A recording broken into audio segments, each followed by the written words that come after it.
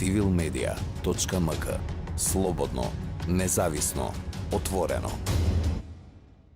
Студијата која што ја споменавте е всушност дел од проектот Борба против лажни вести и наративи, кој што функционира од 2018 година.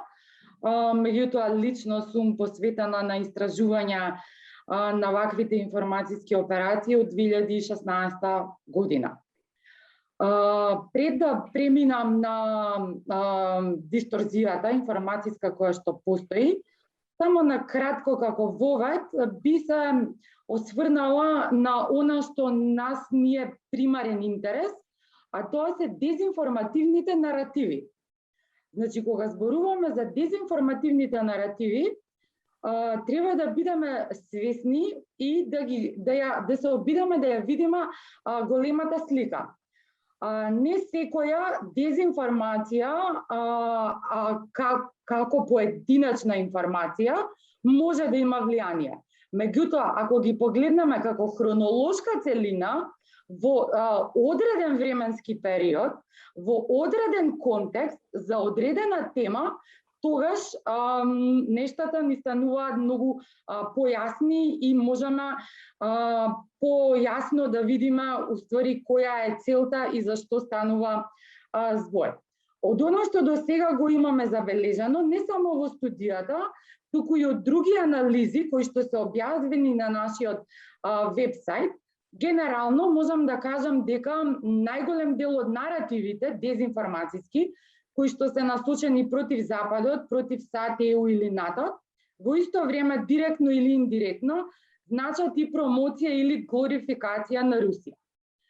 Најчесто се употребуваат, но и се злоупотребуваат низа на фактори, како што е наследството од комунизмот или социјализмот, словенското потекло и религија и отвореноста на демократските општества. Во општествата каде што живее православно население, Русија по правило ги промовира наративите за словенскиот идентитет и православието преку различни типови на медиуми, академија, интелектуалци, разни организации, црквата, културата, одредени политичари и политички партии. Во нашиот случај на Балканот, па и во дел од земјите од Централна Европа, значи дека Русија ги насочува граѓаните кон концептот на споделени вредности со славјанските и православните браќа и на овој начин како да го има монополизирано овој концепт и нормално овој наратив е засилен со наративот дека ние како народи немаме ништо заедничко со западниот свет, што апсолутно не е точно. Ова на крајот придонесува и кон создавање на погрешни перцепции кон нашите западни сојузници, меѓутоа во нашето мултиетничко општество и држава внесува раздор и поделби. И ова што сега го опишав е начинот на, да кажам, на руско влијание во дел од земјите од Централна Европа и Западен Балкан и може да се окарактеризира како остро или на англиски така наречениот sharp power.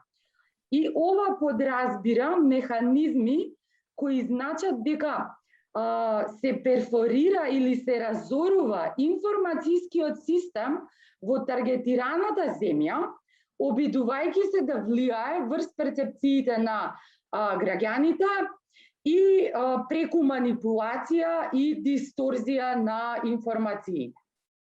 Пошироко, концептот исто така подразбира дека овие авторитарни режими во своите држави ја потиснуваат слободата на говорот, ги кршат човековите права, водат политика на агресија и, мислам, не е политика, него тоа се акти на агресија кон соседни држави, како во случајот со Украина, и на крајот ги злоупотребуваат отворените демократски општества за да промовираат и наметнуваат и либерализам и авторитаризам. Сега, пред неколку последниот период сме некако сведоци на една таква операција, кога изјавата на Министерката за одбрана предизвика зголемена активност од проруски агенти на влијание, портали и инфраструктура на социјалните медиуми.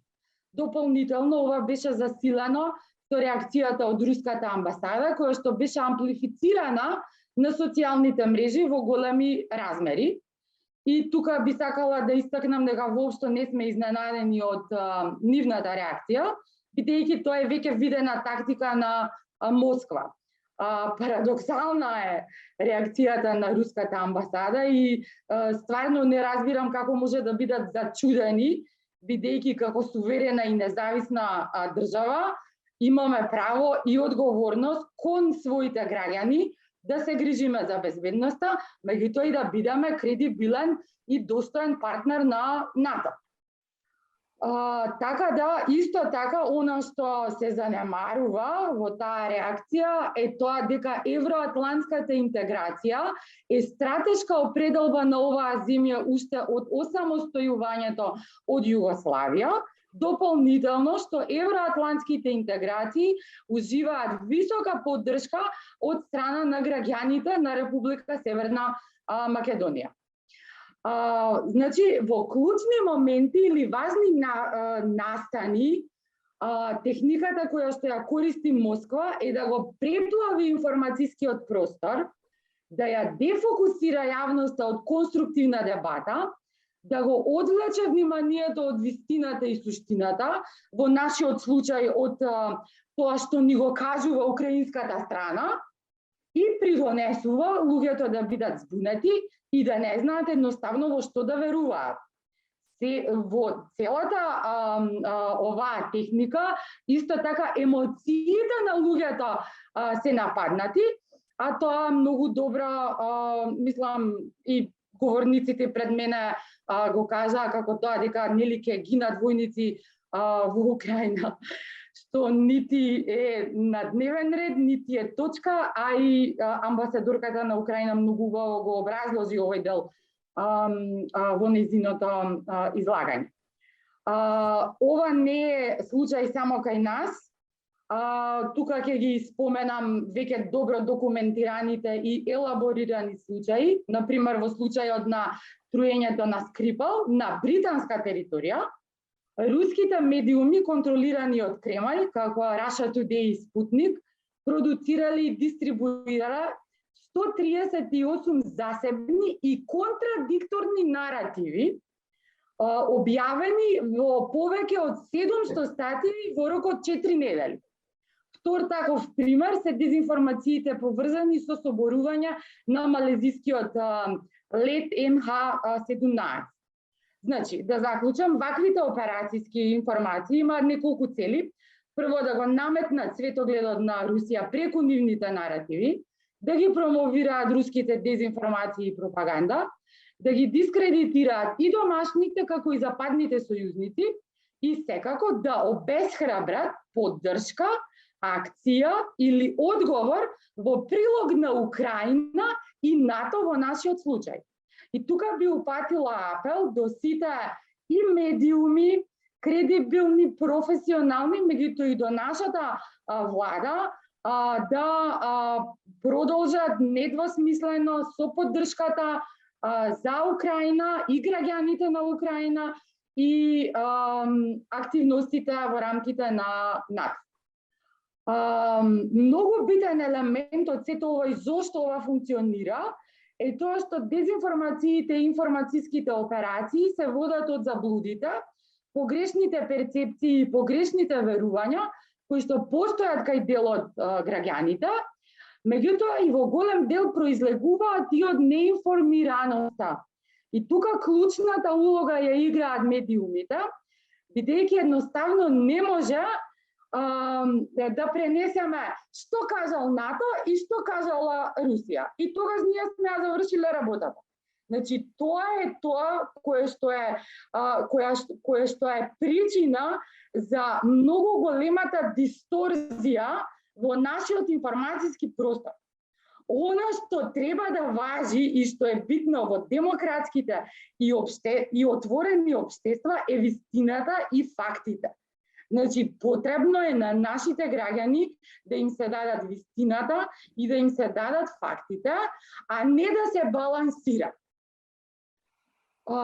И сега, како да при крајот, само ќе се опитам да направам, само кратко да направам, ќе се обидам да направам многу кратка презентација на тоа кои дезинформативни наративи ги видовме кај нас и зошто тие не се точни. Значи, прво, фактите треба да се кажат јасно, а тоа е дека во 2014 година Русија создаде криза и окупираше украинска територија, поради тоа што речиси 15.000 украинци ги загубија животите, околу 1,5 милион украинци останаа без своите домови и беа принудени да избегаат од агресијата, го окупираше Крим, контролира и поддржува вооружени сили на територија на Украина. Ова значи дека е нарушен територијалниот интегритет и суверенитет на Украина, што е во спротивно со основните меѓународни односи кои што го обезбедуваат мирот и безбедноста во Европа и светот. Тргнувајќи од овие факти, значи дезинформативните наративи кои што ги видовме и кои што не се точни, е дека Украина е закана или НАТО е агресор, значи тоа воопшто не е точно, како може држава чија што дел од територија е окупирана да биде закана или да биде агресор. Тотално е нелогично. Дополнително што Украина ги исполни обврските кои што произлегуваат од договорот во Минск. Исто така не е точно дека НАТО е закана за Русија, бидејќи НАТО е одбрамбена безбедносна алијанса и не е точно дека НАТО ја опколува копнената граница со Русија. Русија граничи со 14 држави, од кои што само 5 се земји членки на НАТО и опфаќаат 6% од должината на руската граница. Исто така, НАТО никогаш не ветил дека нема да прима нови членки, а проширувањето на НАТО не е насочено кон Русија. И сега доаѓаме до клучниот концепт кој што е многу важен за нас, а тоа е дека Русија има интерес овој регион да биде дел од нејзината сфера, така наречена на влијание, и тоа е концепт на кој што Русија инсистира и едноставно е неприфатлив, бидејќи не може да ги наметнува своите интереси врз суверени и независни држави. И оваа порака исто така беше испратена на неодамнешната средба помеѓу Путин и кинескиот претседател. Така да можам да заклучам дека дебатата и поддршката, односно целата борба за Украина е всушност поддршка за стабилноста и безбедноста на Европа и светот воопшто, а секако и за Балканот. Со други зборови, на Русија не смее да и се дозволи преку агресија и употреба на сила и уцени да наметнува сопствени интереси врз суверени и независни држави. Civilmedia.mk. Слободно, независно, отворено.